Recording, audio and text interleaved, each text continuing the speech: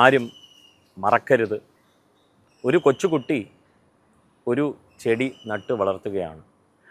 അവൻ ദിവസവും അതിലേക്ക് വെള്ളമൊഴിക്കുന്നു, നല്ല സൂര്യപ്രകാശം ലഭിക്കുന്നുണ്ട്, അപ്പോഴപ്പോഴായി കുറച്ച് വളങ്ങൾ ഇടുന്നു. അങ്ങനെ ദിവസങ്ങൾ കടന്നു പോകുന്നു, ആഴ്ചകൾ കടന്നു പോകുന്നു, മാസങ്ങളായി. അതിൽ പൂക്കളൊന്നും കണ്ടില്ല. കുട്ടിക്ക് വിഷമം. ഒരു ദിവസം ആരോ ഒരാൾ ആ ചെടിയുടെ മൂട്ടിൽ മൂത്രമൊഴിക്കുകയാണ്. അതിൻ്റെ അടുത്ത ദിവസം പൂക്കൾ കായ്ക്കുവാൻ തുടങ്ങി. കുട്ടിയുടെ ചിന്ത, ഇത്രയും കാലം ഞാൻ വെള്ളമൊഴിച്ചു, നമ്മൾ നല്ല സൺലൈറ്റ് ഉണ്ടായിരുന്നു, വളമിട്ടു, പക്ഷേ ഇന്നലെ ആരോ അതിൻ്റെ മൂട്ടിൽ മൂത്രമൊഴിച്ചു, അതാണ് പൂക്കൾ ഉണ്ടാകാനുള്ള കാരണം എന്ന് കുട്ടി സ്വയം വിചാരിക്കുകയാണ്. അത് ചിന്തിച്ച് കൂട്ടുകാരുടെ അടുത്തെല്ലാം പറഞ്ഞ് ആ ചെടിയുടെ മൂട്ടിൽ മൂത്രമൊഴിക്കുവാൻ തുടങ്ങി. അങ്ങനെ കുറച്ച് കഴിഞ്ഞപ്പോൾ കാലക്രമേണ ആ ചെടി നശിച്ചു പോയി. ഈ ഒരു ദൃഷ്ടാന്തം ഇതെന്തുകൊണ്ട് ഇവിടെ പറയുന്നു എന്നുള്ളതാണ്. കാരണം ഇന്ന് നമ്മുടെ സമൂഹത്തിനിടയിൽ ഒരുപാട് അനാചാരം, ദുരാചാരം തിങ്ങി നിൽക്കുന്ന ഒരു കാലഘട്ടം. എന്താണ് സദാചാരം എന്ന് മനസ്സിലാക്കാൻ പറ്റാതെ പോകുന്നു.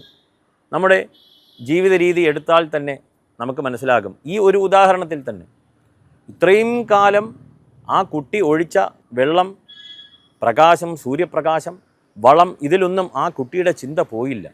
അവസാനമായി എന്തു ചെയ്തോ അതാണ് കുട്ടിയുടെ മനസ്സിലുള്ളത്. അതുപോലെ ഇന്ന് ക്ഷേത്രങ്ങളിലായാലും ശരി, ഇല്ലെങ്കിൽ നമ്മുടെ വീടുകളിലായാലും ശരി, ഒരു ചെറിയ ഒരു ദുരാചാരം ഇല്ലെങ്കിൽ അനാചാരം, രണ്ടും വേറെ വേറെയാണ്. അതിനുശേഷം സംഭവിക്കുന്ന എന്തെങ്കിലും നല്ല കാര്യം നേരെ മനസ്സുകൊണ്ട് എത്തുന്നത് ഇത് കാരണമാണ് അത് സംഭവിച്ചത് എന്നുള്ളതാണ്. ഇതിലേക്ക് എന്താണ് പോം വഴി അറിയത്തില്ല. ജ്ഞാനം ഉണ്ടാകുക ഇല്ലെങ്കിൽ നല്ലതിനെ ഗ്രഹിക്കുവാനുള്ള ശ്രമം, കാര്യകാരണ സഹിതം വേർതിരിച്ച് മനസ്സിലാക്കുവാനുള്ള മനുഷ്യൻ്റെ ശ്രമം ഇതിലേക്കായി അത്യാവശ്യമാണ്. ഒരു ഉദാഹരണം കൂടി. കാരണം നമ്മുടെ മനസ്സെല്ലാം തന്നെ അവസാനമായി ചെയ്ത പ്രവൃത്തിയിലേക്ക് നീങ്ങുകയാണ്. കല്യാണം കഴിഞ്ഞു, 10 വർഷമായി കുട്ടികളില്ല, ദിവസവും വിഷ്ണു സഹസ്രനാമം ജപിക്കുന്ന കുടുംബമാണ്. അതിനുശേഷം അമ്പലങ്ങളിൽ പോകുന്നു, വ്രതങ്ങളിരിക്കുന്നു, നിറയെ സത്കർമ്മങ്ങൾ ചെയ്യുന്നു. എല്ലാവരെയും കണ്ടു, ജ്യോതിഷികളെല്ലാവരെയും കണ്ടു, പരിഹാരങ്ങളെല്ലാം ചെയ്തു. ഇനി പരിഹാരം ചെയ്യാനായിട്ടൊന്നുമില്ല. അവസാനമായി എൻ്റെ അടുത്ത് വരികയാണ്, സന്താനം ആയിട്ടില്ല. അപ്പോൾ ഞാൻ പറയുകയാണ്, എന്നാൽ പിന്നെ ഒരു കാര്യം ചെയ്തോളൂ, ഏതെങ്കിലും ഒരു ഗ്ലാസ്സിൽ ഒരു നാരങ്ങ ഇട്ട് വെക്കുക. ഇന്ന് നമ്മളെല്ലാ സ്ഥലത്തും കാണുകയാണല്ലോ. അതിനെ കുറ്റം പറയുകയല്ല, കറക്റ്റായിട്ട് മനസ്സിലാക്കുക. ഒരു ഗ്ലാസ് പാത്രത്തിലോ ചെമ്പ് പാത്രത്തിലോ വെള്ളം നിറച്ച് രാവിലെ ഒരു 7 മണിക്ക് വെക്കുക എന്ന് വല്ലതും ഞാൻ പറഞ്ഞു എന്നിരിക്കട്ടെ.